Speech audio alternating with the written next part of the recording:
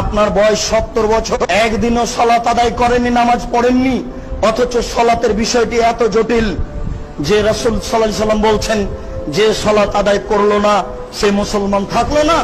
সেই কালে ইমাম আহমদ ইবনে হাম্বল রাহিমাহুল্লাহ বলেছেন, কেউ যদি এক ওয়াক্ত সালাত আদায় না করে, অলসতা করে ছেড়ে দেয়, তাহলে তাকে হত্যা করতে হবে। সেই কালে ইমাম আবু হানিফা রাহিমাহুল্লাহ বলেছেন, কেউ যদি অলসতা করে এক ওয়াক্ত সালাত ছেড়ে দেয়, তাহলে তাকে জেলখানায় বন্দী করে পিটিয়ে নামাজ পড়াতে হবে। এরপর আমরা বলছি সালাত আদায় না করা মহাপাপ।